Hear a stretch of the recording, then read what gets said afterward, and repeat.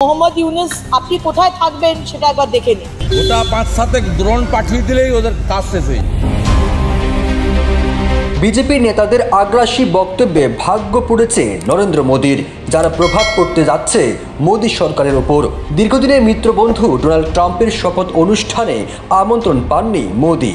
অপরদিকে ভারতের শত্রু বলে বিবেচিত চীনের প্রেসিডেন্টকে আমন্ত্রণ জানালেন ট্রাম্প। তাহলে কি মোদী ট্রাম্পের দীর্ঘদিনের বন্ধুত্বের ফাটল শুরু?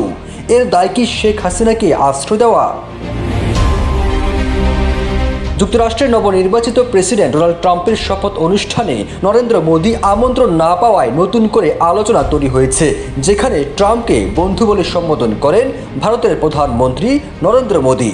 সেই বন্ধুই তার অভিষেক অনুষ্ঠানে আমন্ত্রণ জানাননি, অথচ ট্রাম্পের অভিষেক উপলক্ষে আমন্ত্রণ পেয়েছেন গুরুত্বপূর্ণ বিশ্ব নেতারা। এমন অবস্থায় বিভিন্ন মহলে প্রশ্ন উঠেছে। সেই প্রশ্নের উত্তর খুঁজতে গিয়ে ভয়াবহ তথ্য সামনে এসেছে।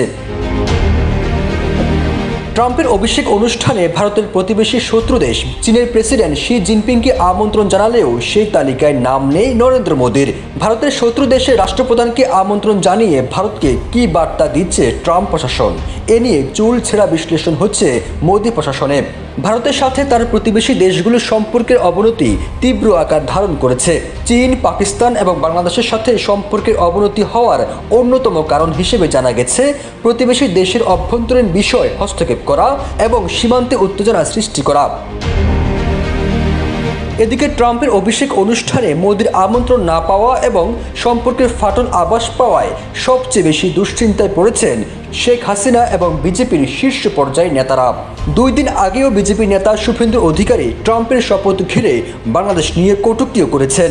বিজেপির আরেক নেত্রী বলেছেন, 20 তারিখের পর বাংলাদেশের অন্তর্বর্তী সরকারের প্রধান উপদেষ্টা ডক্টর মোহাম্মদ ইউনুস পালাবেন কোথায়?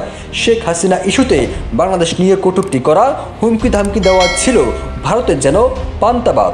তবে ট্রাম্পের শপথ অনুষ্ঠানে মোদীর আমন্ত্রণ না পাওয়ায় মিডিয়ার সামনে আসা বন্ধ করে দিয়েছেন বিজেপি নেতারা।